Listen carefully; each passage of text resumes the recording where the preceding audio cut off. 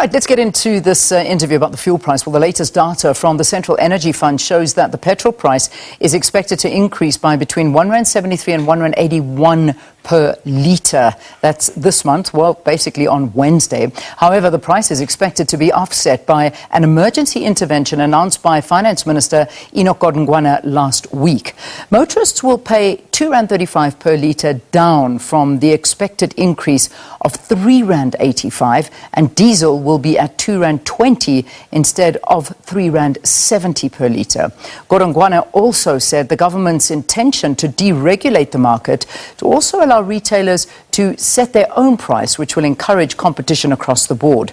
Lumkile Mondi from the School of Economics and Finance at Wits University joins us now to unpack the government's intervention on this. Lovely to see you, Lumkile. Thanks so much for joining us. Good morning to you and the listeners. Thanks for having me this morning. Well, I suppose we should be sighing a tiny little bit of relief, not because this is making it easier for us, but because it isn't as dramatic as the extent that it would have been had this intervention not been brought about. So, I mean, consumers still at this point, very, very tough times ahead indeed. Absolutely. Remember that there's a link between fuel prices, given that it is an input in getting a lot of the goods and services to ordinary consumers, whether it's bread or vegetables, or also in certain cases where there is ESCOM power failure. A lot of small, micro, and medium enterprises use generators that are fueled by petrol to try and cut hair, do some manicure and others.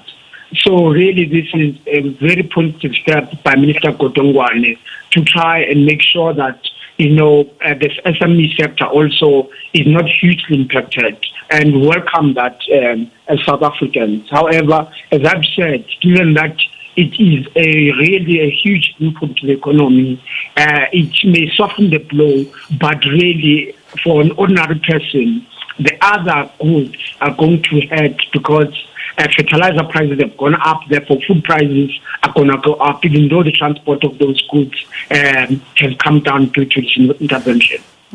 It's a very, very tough time that we're standing right now in. I mean, it's still a big increase. I mean, just under R2 for a litre. And, we spoke about why, and I'd like to get a little bit more on what was announced by Minister Godongwana, saying that this is a temporary reduction for the general fuel levy that is included in the basic fuel price. That was R1.50. So he announced that to try and help us, but it will only be for the period 16th of April to the 31st of May. Why that time period? Why are we not sort of seeing this being reduced? Because we've been calling for this for quite some time. We as South Africans pay a lot of taxes on our fuel. So perhaps let's talk about this little relief. Why not longer?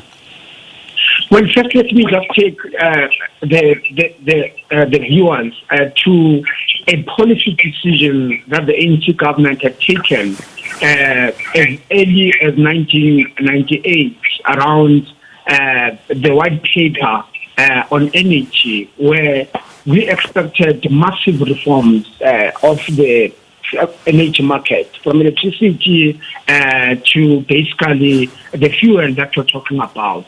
So this announcement by the minister really is looking at three critical areas. Firstly, a reduction in the basic fuel price of about 3 cents a litre. Secondly, the termination of the demand-side management levy of about 10 cents per litre. And lastly, introduction of a price cap on 93. And therefore, those are very important because in the coastal area, we know that we've got on the petrol side a 93 and a 95 type of a product. So in the coastal area, you get a benefit if you are using 95 because its consumption lasts longer. but in the reef, I'm talking about high veld now, because of altitude, really there's no benefit between the two. So this is really a signal, I think, by the minister to say that we have learned so much in the past. We have to be pressured, for example, to introduce schemes like the TEL scheme, which is giving South Africans 350 during the COVID period. So this is a response to try and ensure that government is aware about the citizen and the impact that some of the policy choices have on the ordinary citizen. But also it asks the question on the coordination. So your issue about the date, why not on the coming Wednesday and delaying to the 16th, I think it's got to do with the administration between the Treasury and DMRE and the market to try and ensure that everyone is ready and can move in tandem. What is of concern really is about whether the product deregulation is supported by the DMRE, given that in the electricity market, we see that the president to intervene in the introduction of the various stages of procuring from independent power producers. So I'm very happy that the government is responsive, but we need to see more coordinated effort, not the Treasury alone, but also all sectors of government working together and ensuring that the policy is coordinated and the impact is positive across all sectors of our economy. So let's have a look at another thing that's been said, is that Godongwana is saying that government is looking at introducing other measures at the lapse of this period, including, which is quite an important one, a review of the basic fuel price and an introduction of a cap to allow regulators to sell at a price below that regulated level. So if these are possible and the price can be reduced, why is there still a regulated price when motorists are being strangled at the moment by these prices? So, I mean, it is part of really a very important strategic intervention that the NP government inherited from the previous government, where in fear of having high taxes to the citizens, that the apartheid government then started introducing various taxes at the point of filling your gas tanks. This was done to hide the effective cost of taxes to the citizens. So whether it's the road accident fund levy, it's various other levies which have been put on the retail petrol price, those were all attempts to hide the effective tax that you are paying as a consumer. But more important also, shifting the burden and slowly towards consumption. Because typically, the middle class and the rich are the ones that have got more cars and fill their tanks more. And therefore, you soften the burden on the low middle income as well as the poor. So you shift the tax burden towards consumption to that class that can afford, and that process also you hide the effective taxes. So that's why there's been an ongoing debate in South Africa whether do we have too many indirect taxes, starting with my property tax in my household and all the other taxes that charged by the municipalities, as well as the consumer tax and other taxes that you talk about at the point of filling my tank. So all these taxes add up to a very highly taxed society as South Africans, particularly for the middle and the upper classes. And it is that debate, I think, the minister through deregulation is responding to, whether this deregulation then is going to shift towards the introduction of wealth tax, because the government has been talking about it, particularly given the inequalities that we see in our society. It remains to be seen. So I think it is an exciting time from a policy perspective, and I think that it is a move that's trying to deregulate, whilst at the same time it will come back to bite, particularly those that are wealthy in the form of wealth tax. So just very quickly and briefly, perhaps you can help us understand better, because some people sitting and thinking, what does this mean? I mean, what is regulate and deregulate? And well, what does this mean to me? So perhaps you could just give us a very brief understanding of what the current practice is in terms of regulating petrol prices, and what does deregulating mean? I mean, it's kind of like what you do with diesel and petrol. There's also a difference there. So perhaps let's give viewers that understanding.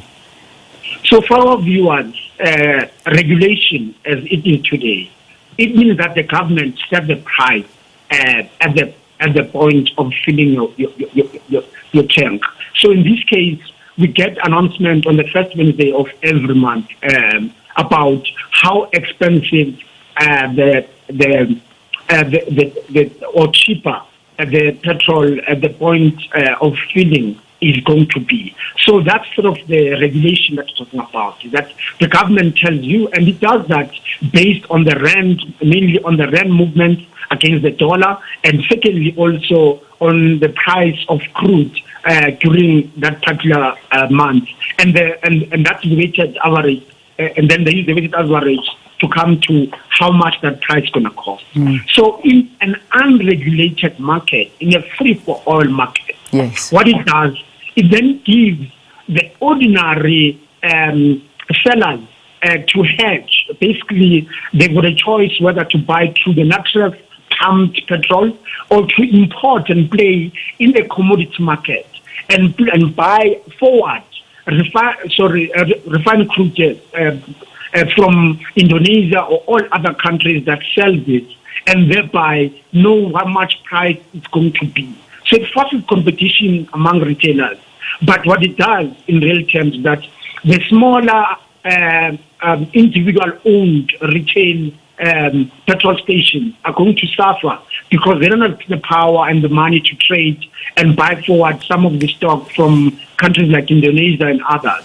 So it's exciting for the consumer because then it means that you can fish around. If you live in Randburg, as I am, I can look across Randburg to see which of the retailers of petrol is giving me a better price. Right. So it's exciting times going forward, but I think it's also going to hurt competition going forward. I know that the Commission authorities will look at this much more seriously as we move towards the related market. Yeah, well, I mean, let's hope so, and then of course bringing competition into the market and different prices, so that could be a benefit for the consumer as long as there's no price collision, and that's always something that we have to keep a very big eye out for. But we're a while away from that, but hopefully that could be a way of helping South Africans, because it is really getting overhanded right now. But I mean, Treasury estimating, however, that if it scraps the fuel levy, this could cost about 90 billion rand to the fiscus, and this, I suppose, wouldn't be introduced within one financial year to cover costs that have to look for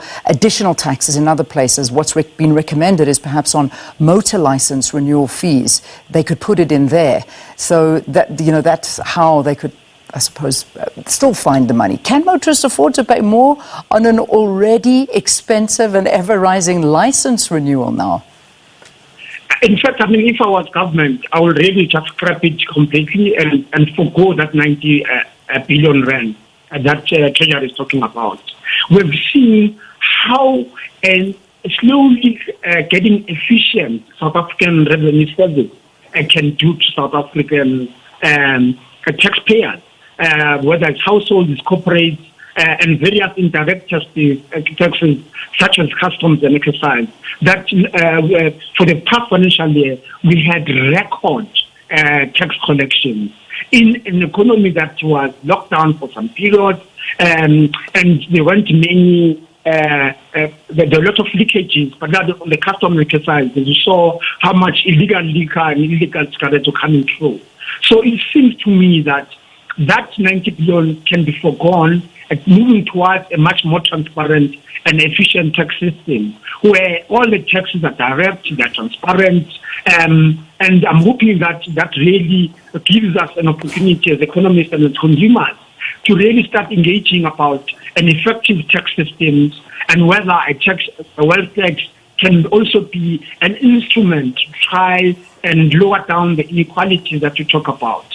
So I'm hoping that the minister doesn't then, and the Treasury doesn't want to recover, that is a system that's trying to make more transparency, that is trying to make and incentivize South Africans, whether it's corporated, household, to pay their taxes on time. And if we do so, given what the SARS has done in the past, we can do more if we become more transparent in a performing economy. And therefore, we've got more that we can do in terms of improving the infrastructure, ensuring that the health, the education and housing sector do get the money and we change and make lives better for all South Africans.